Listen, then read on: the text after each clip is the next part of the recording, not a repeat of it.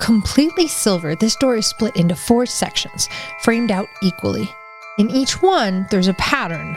The top is round, there's flat discs that are welded together, and below it, it looks almost like a fishing net in the way the metal is overlaid.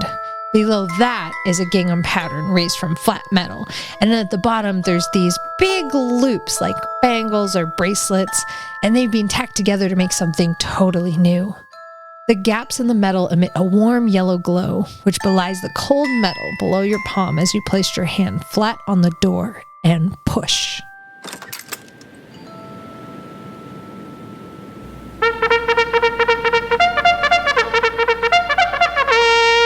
Ladies and gentlemen, it's a wonderful day here at the racetrack where we are going to have the ultimate race between a gingerbread man, a bull moose, a deer, and any other challengers?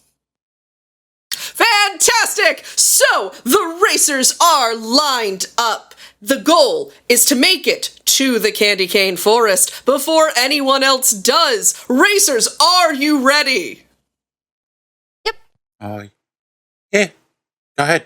Wonderful. 3, 2, 1, and then instead of a gunshot, it's like one of those like confetti poppers.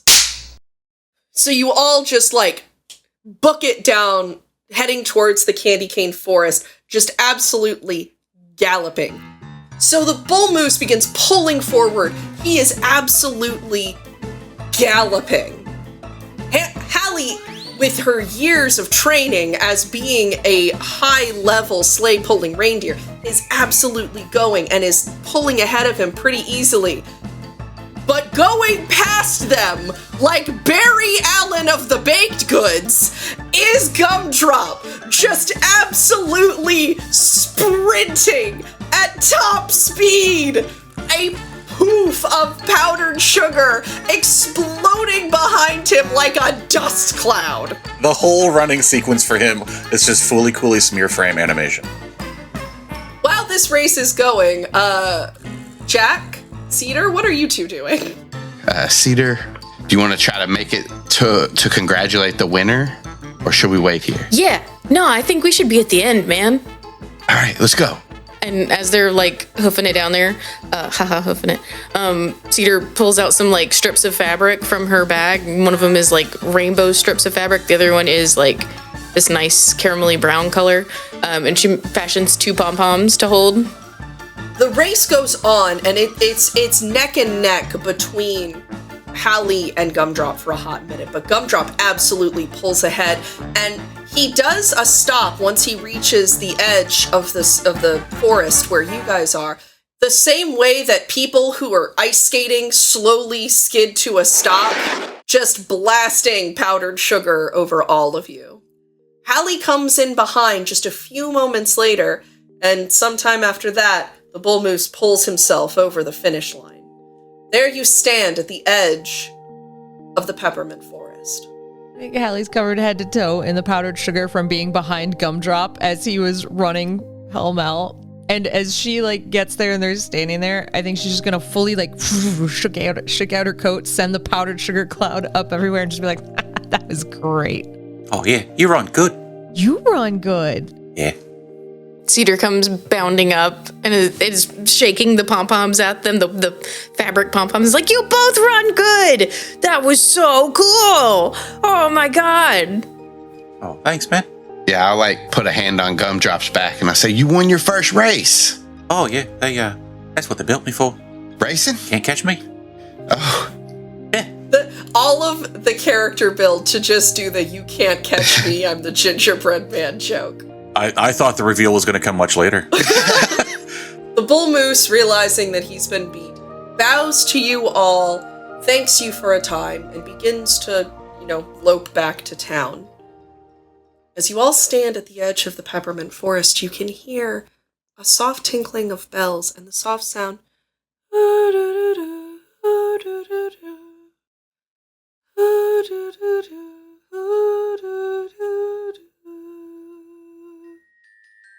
somewhere deep inside the forest. Oh, that's spooky. You guys hear that? Mm-hmm. Yeah. I think Hallie's going to look at Jack and be like, we should go in there today.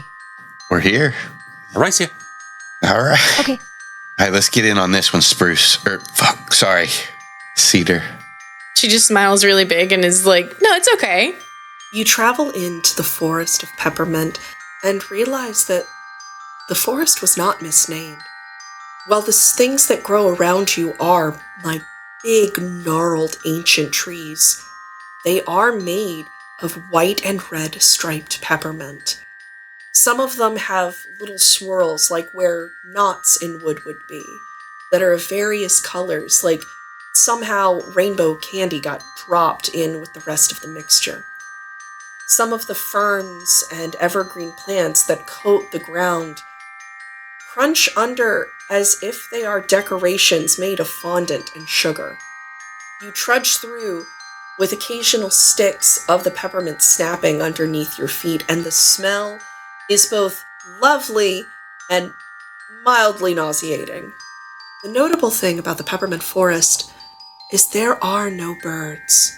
There are no creatures in these woods. Everything is just the monoliths that stand as the trees made of candy.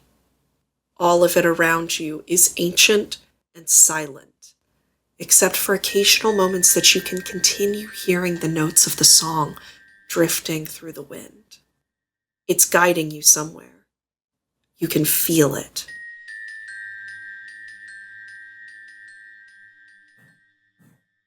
I think Gumdrop started off running, but not too far into the forest is like kind of slowed down, and then even doubled back and like decided to just kind of walk with everybody.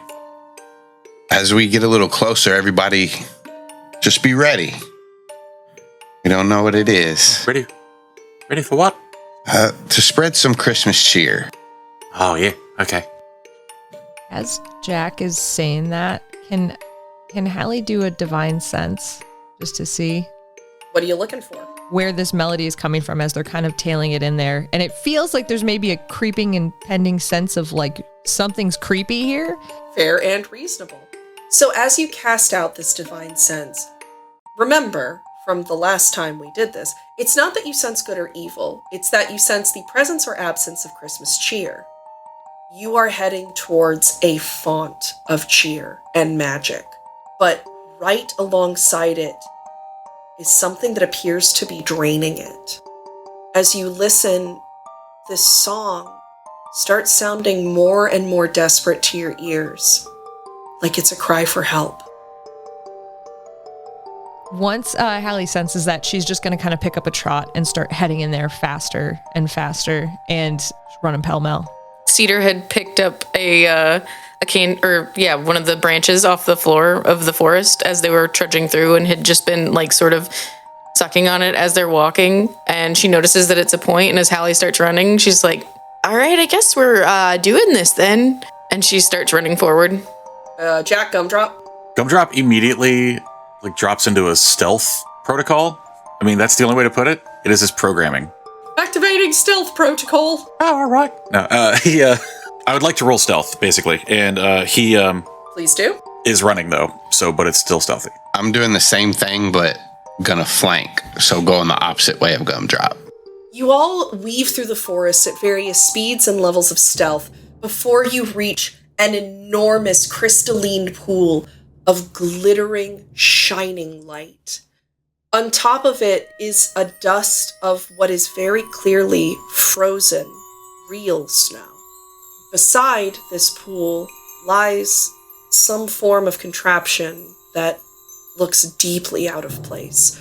Next to the beautiful crystal light of this pool is an oily, mechanical something. It's some form of large machine that has several tubes and hoses and gears. It lays discarded, and you can see that the top of the pool is much lower than the residue along the sides of the pool would lead you to believe it was before you had come here. You can see on the top of the snow these forms of what appear to be women. Beautiful, fey women that let out this song that you've been hearing once more. They churn and writhe into a mass of one another and rise out of this pool. You remember some tales of this. These are the snowflakes, what were once the guardians of this pool.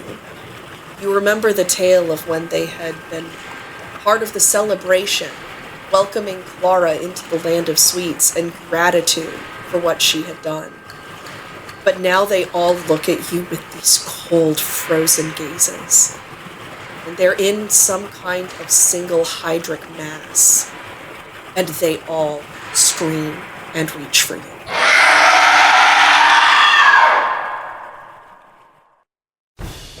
Alright, so it's gonna go G.U.M.D.R.O.P, Jack, the Snowflake monster, Halley, and then Cedar. G.U.M.D.R.O.P, it is up to you, buddy. As soon as that shrieking begins, G.U.M.D.R.O.P puts up a hand, and shrieking ends, because he casts silence. Alright. Anything for your bonus action? I'll chuck a dart, see what happens. Oh, that's a nat 20. Alright, so that's gonna be double max, because of my house rule. Yeah, 1d4 piercing, so I guess that's 8. 8 piercing as this little peppermint kunai goes flying across the thing. The dart hits, and you can see all of them, because again, they're a single mass, but you can see that all of them pitch back and scream, and it's almost more horrifying in the silence. There is no sound in this space, because the pool and everything you would normally hear splashing or sloshing or moving, but no. In the silent spell, everything is still. I'm gonna focus on this piece of machinery and cast Ice Knife at it. So you're just attacking the machine? Mm-hmm. It's an inanimate object. I think it automatically fails a lot of checks. And then it'll take 6 piercing damage. You conjure the ice knife and throw it into the machine. It snags into the gear, and while the machine was inanimate, you notice that you've pierced some kind of sac within it. And you can see a small leak of crystalline rainbow fluid coming out of it and appearing to reach somehow back towards the crystalline pool. I'll kind of like take that in and nod, and then the ice knife explodes, and any creature within 5 feet of it has to make a dexterity saving throw. There are no creatures that are that close. I'll like kind of move up a little bit. All right. And that's it. The creature is going to turn deeply unsettlingly, because when the mass shifts, all of the heads turn at once and look at you in perfect unison. As they move, it is always in perfect unison. The mass splits into 2 and reaches out, swinging itself, both pseudopods, at G.U.M.D.R.O.P. You silencing it has really kneecapped some of its abilities, so good job there. That's Silent Night attack protocol. One's a crit fail, so that's your Nice. dodge that one. And the other is going to be that is a 17 to hit. Damn it, that hits. I do want to know, are these pseudopods made of like half-melted other women? Yes. Okay, that's horrifying. I hate it. When they move, does it seem like they're stuck like within the lake, or are they coming, when they move towards him, are they coming out of the lake? They're coming out of the lake. Okay. I am so sorry to be the one to inform you of this. That is 23 damage to you, buddy. Halley, that brings us to you. Very first thing that happens with her is her antlers kind of just give that vroom as they magic weapon them up. Mm-hmm. The weird machine that Jack threw the knife into earlier, how far away would you say that was? From where you are, probably about 15, 20 feet. Oh, okay, fantastic. So I could charge at this thing and try to hit it. You could. Great, I'd love to do that. 14, and I didn't roll well at all. That would have been so impressive. even with the small amount of damage, as you charge it, your antlers hook into it and smear the gears. You basically rip the top of the machine off and you smear the gears and the piping and the tubes into, like, it looks like it got into a car wreck. It lays out in its parts and you've punctured the rest of the sack, having a huge puddle of this crystalline rainbow fluid just flow back in to the pond. Even as it's added, the level raises only slightly. Whatever was using this succeeded in taking a significant amount. Oh, like that. Which brings us to Cedar. Cedar's gonna run over behind Halley and see if there's anything that she can see, like a pipe or a tube or anything that's leading away from this machine, to see where things could have gone. So it looks like the machine was a mobile unit of some type. It wasn't going to filter to something directly, it was to collect and filter into itself. Can I do like an investigation check to see, or history or anything like that, to see if I can figure out where this thing came from?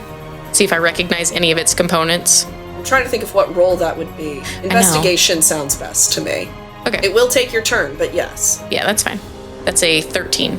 You're not able to tell any particular node of make or model or anywhere that you've seen something like this, but you notice two things. One thing that you notice is it is decidedly not anything of North Pole make. Secondly, as you examine it, your hand comes off covered in coal and oil. She's gonna sort of rub it between her hands and be like, what is this stuff? Oh yeah, Cedar's a good girl. She's never gotten coal. G.U.M.D.R.O.P, that brings us to you. The pseudopod is still in front of me, yeah? Yes, sir. All right. Nunchucks out. We're doing a lot of attacks. Perfect. First attack. First attack is a 19 plus whatever. Hit. So 23. I spend a key point and do flurry of blows. Another 19. Hit. 6 isn't going to hit, is it? 6 does not. And then I take my second attack. 16. That is a hit. Another flurry of blows. 13. Does not hit. 7. So 7 all told? Mm-hmm. Okay. Jack, that brings us back to you. When this thing moved closer to G.U.M.D.R.O.P, did it go out of the silenced area? It did not. The silence spell, if I recall, is 20 feet, which is the size of this pond for the most part. This thing's kind of stuck. All right, then I'm gonna throw a dagger. All right.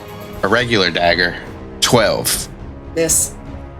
I'll just continue to move like a little bit closer. All right. And kind of get there to kind of take some hits away from G.U.M.D.R.O.P if I can. Wonderful. Would 12 hit you, G.U.M.D.R.O.P? All right, beautiful. Would a 22 hit you, Jack? Yeah, the 12 would hit me, so... Yeah. It's going to slam down in front of G.U.M.D.R.O.P, who, again, fast as fuck boy, is going to dodge out of the way. The other pseudopod, Jack, is going to swing at you in this almost haymaker sort of gesture. It's going to come into contact with you, sort of knocking the wind out of you. And it's going to do 17 damage to you. Yikes. All right. That hurt. You see some ice just go off of Jack's face. The conglomerate mass lets out another silent scream. We bring it over to Halley. Can I ask a quick question about something you said earlier first? Please do. So you introduced this as these, if we know the deep lore of these things, they were something that greeted Clara as she came here? Yes, they were the snowflakes. Theoretically, if we knew that, we would assume there would be like a positive association with Clara at Yes. that time. It's pretty well-known history, especially if you knew, like, about Clara and the Sugar Plum Fairy. Assume we do. Yeah, I'm of the assumption that everyone here is aware of it, or at the very least, the people who've been alive longer than, like, a year or two. Halley is just going to try to, like, I know they can't talk because they're silenced, but I think she's still going to try to just ask this thing, this conglomerate, what happened, and, like, just see what their reaction is to her approaching. Everything in a spell of silence is deafened. I'll stick with it, because I don't think she would do anything else. That makes perfect sense. Unfortunately, your cries for information and evade fall on literal deaf ears. As being trapped within the silence spell, they can't hear just as much as they can't scream. Cedar. When she hears Halley ask that, as she looks back and forth between Halley and this writhing mass and looks over at G.U.M.D.R.O.P, she's gonna say, "Drop the silence. We need information." Well, I think that's a good idea, really. Okay. As we bring it back to the top of the combat, it brings us back to G.U.M.D.R.O.P. As you look at this creature and the orb of silence in which you have entrapped it, you hesitate, but you're ready to continue this fight.